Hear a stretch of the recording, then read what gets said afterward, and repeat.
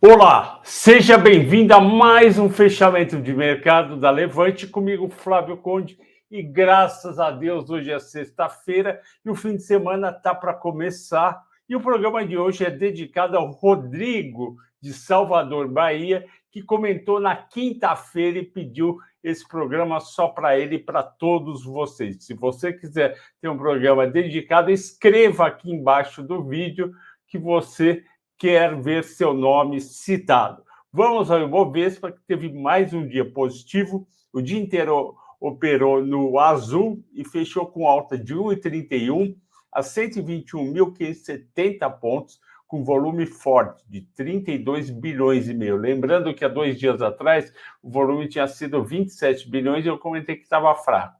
Sempre que passa dos 30 bilhões começa a ficar bom, 35 é muito bom, 40 é excelente. O que fez o Ibovespa subir no dia foi uma combinação de minério subindo 3%, petróleo em leve baixa, isso é bom para a inflação no Brasil e para os juros menores, bolsas americanas em leve alta e os juros futuros no Brasil mais baixos. Lembrando, eu escrevi no Telegram de manhã que o mercado americano, na verdade, a economia americana gerou 419 mil empregos no mês de março, só que o mês abaixo do esperado, que era 490 mil, só que no mês de fevereiro foi aumentado o número de 675 mil empregos para 750 mil. Eu tenho um baita orgulho dos Estados Unidos. Os Estados Unidos é um país feito para dar certo, e a coisa mais importante para um país ter um crescimento econômico consistente não é taxa de juros baixa, nem inflação baixa, é você gerar emprego mensalmente, porque você está trazendo pessoas e famílias de volta para um consumo maior do que estavam anteriormente. Isso é muito bom, e lá a taxa de desemprego está abaixo de 4% a 3,8%. Quisera eu que o Brasil gerasse 400 mil empregos por mês. De toda forma, a gente também está gerando emprego, o último número foi importante, em 320 mil.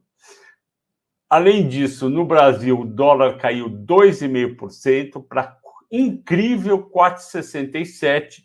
Nem eu, que estava super otimista, achava que a gente podia ir abaixo de 4,70 tão cedo. Talvez eu imaginava lá para começo de maio, mas já no primeiro dia de abril, realmente parece até mentira o dólar a 4,67, é isso. E no mercado internacional, o dólar subiu 0,25 contra as moedas fortes. Por quê?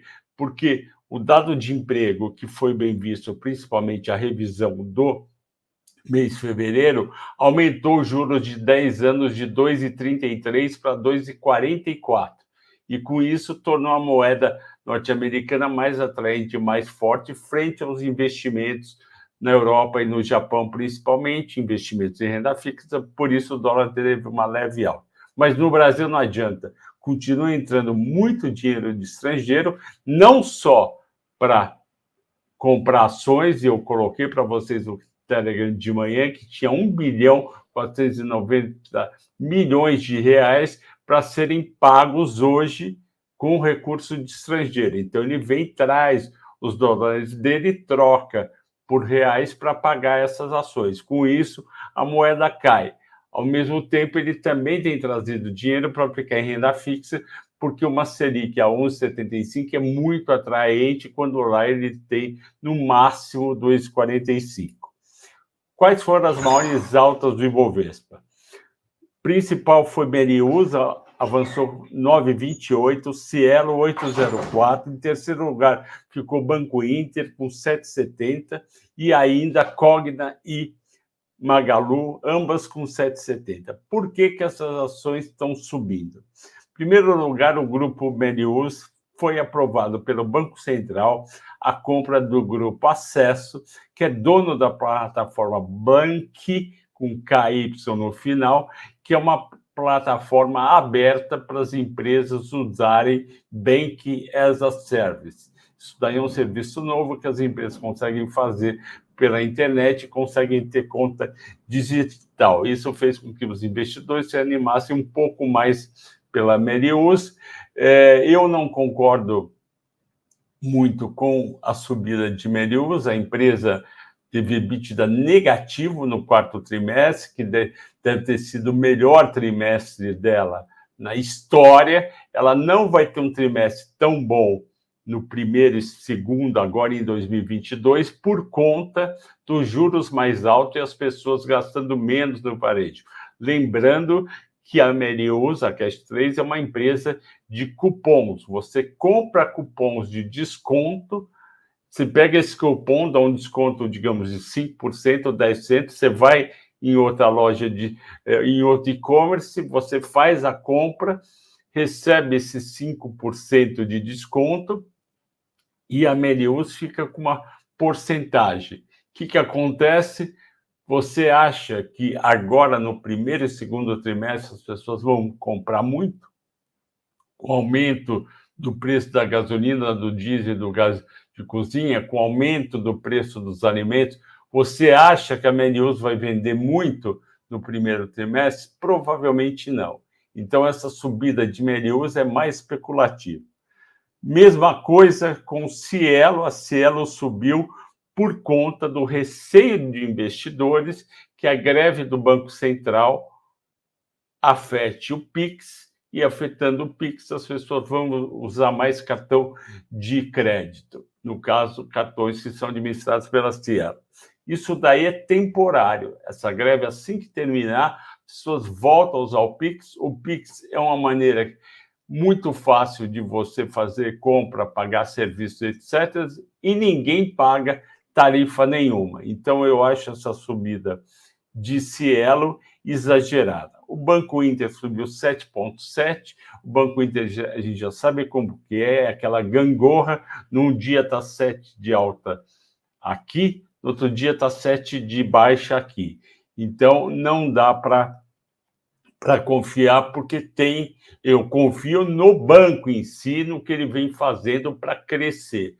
Porém, as cotações no dia a dia são muito influenciadas pelo aquele fundo do Rio de Janeiro, o Península Sul, que tem uma posição gigante no papel, e quando sobe e desce, ele bota a margem, tira a margem, obrigado a comprar, obrigado a vender, e afeta a cotação das ações. E vocês sabem a minha visão mais pessimista em relação aos bancos digitais, mas estão fazendo um grande trabalho no Inter e ele está crescendo, porém a cotação ainda está alta. A Cogna subiu, eu já comentei aqui, ela teve um resultado no quarto trimestre um pouco melhor, só que para o ano de 2022 ainda tem muito desafio. Eu conheço Campi da Anhanguera, que é da Cogna, que está vazio, e isso daí preocupa os alunos. Ela perdeu muitos alunos, perdeu entre 2018 e agora, ela perdeu cerca de 30% a 40% dos alunos. Isso é preocupante. Muitos foram para o EAD com a pandemia e vão continuar porque é mais barato. Então, eu fico preocupado com essas altas de Cogna. Magalu subir 7,7%, faz sentido, apesar dela provavelmente ter, junto com a Via e com as lojas americanas, um primeiro trimestre muito difícil, com vendas fracas, tirando aquela promoção, no caso da Magalu, que ela faz nos primeiros dias do ano. Continuando, agora a gente vai para as maiores baixas. Quem que sofreu? As exportadoras. Isso é fácil entender. O dólar caiu bastante essa semana, principalmente hoje, foi de 4,73 ontem, 74 para 4,67, e isso vai impactar negativamente a receita em reais de exportadoras, porque as exportadoras depois pegam os dólares que elas vão receber e vão transformar em menos reais. Com isso, a Suzano caiu 1,7%, Klabin caiu 1,6%, Uzi Minas 1,4%, eu acho um exagero que o pessoal está batendo nessas ações Suzano, Klabin e agora a Usiminas. Principalmente Usiminas. Por quê?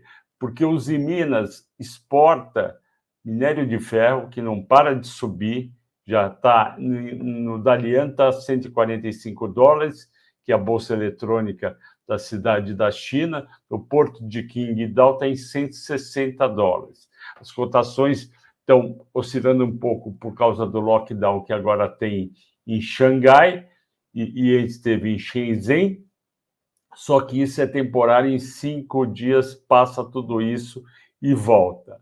E a Usiminas, por que eu estou mais otimista? Porque a Rússia é o 5º maior produtor de aço do mundo e ela também exporta. Ela não vai poder exportar, porque os países desenvolvidos estão boicotando as compras, as exportações de lá, e com isso o preço do aço deve subir por causa da falta do produto que vem da Rússia, mais o aumento do custo do minério de ferro, lembrando que o minério de ferro é matéria-prima para fazer o aço plano, o aço que a Usiminas, CSN fazem, que vai para eletrodoméstico, geladeira, para carro. Então, Usiminas não faz sentido estar caindo e ela não é tão exportadora quanto é a Suzano. Portanto, Usiminas é uma oportunidade de compra, essa queda de 1,4 hoje. As ações da Petrobras caíram 1,3, foi por causa do petróleo, ele é o destaque pedido pelos assinantes. Outra grande ação que caiu hoje, caiu 1%, é o Bradesco. Eu não entendo por que o Bradesco e o Itaú não estão tendo um desempenho melhor agora, nesse período, nesses 3 meses.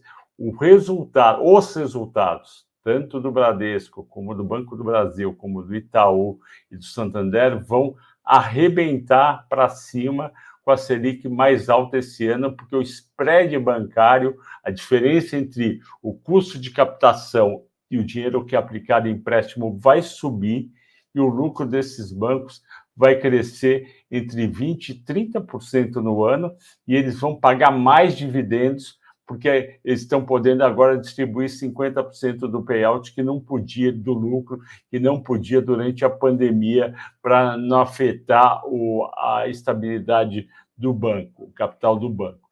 Então, não faz sentido, sempre que Itaú cair, é uma oportunidade de compra. O destaque dos assinantes da Levante hoje foi a Petrobras.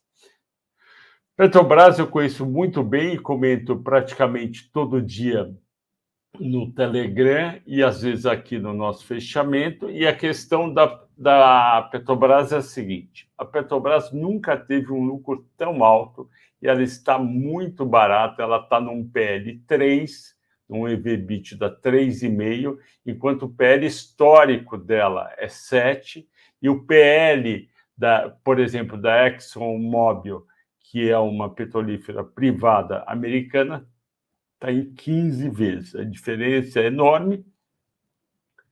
E por que isso acontece? Porque o investidor não acredita em algumas coisas. Em primeiro lugar, não acredita que a paridade do preço da gasolina, do diesel e do gás vai continuar com o mercado internacional. Eu entendo esse medo, mas eu acho que não vai acontecer. Em segundo lugar, o investidor teme que o líder das pesquisas, no caso o candidato Lula, vença a eleição e, como ele já falou, a gente tem que abrasileirar o preço dos combustíveis.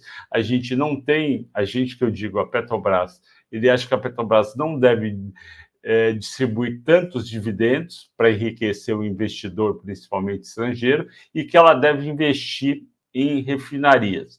A gente sabe o que aconteceu com a Petrobras na época do Lula, da Dilma e do PT. A empresa deu prejuízos bilionários, a dívida líquida dela explodiu, ficou muito alta e a cotação foi até R$ 4,90 em fevereiro de 2016. Portanto, é esse o motivo que faz as ações não subirem muito e irem para perto, pelo menos, do PL histórico dela e do EV/EBITDA histórico. Além disso, a subida do petróleo pode e já está caindo e pode cair mais por dois motivos. Primeiro, porque o Biden liberou reservas estratégicas, 180 milhões de barris. Segundo ponto é que a guerra na Ucrânia pode terminar nas próximas semanas. Assim que ela terminar, o petróleo provavelmente vai abaixo de $100. Isso vai afetar negativamente as ações petrolíferas, não só a Petrobras, mas também a PetroRio e a 3R. A PetroRio e a 3R a gente tinha na carteira Small Caps, tiramos na segunda-feira, e eu convido a todos que acompanham esse fechamento de mercado todo dia, que seja um assinante da série Small Caps que eu faço junto com o Fábio, ok, pessoal? Bom fim de semana a todos, bom descanso e até segunda.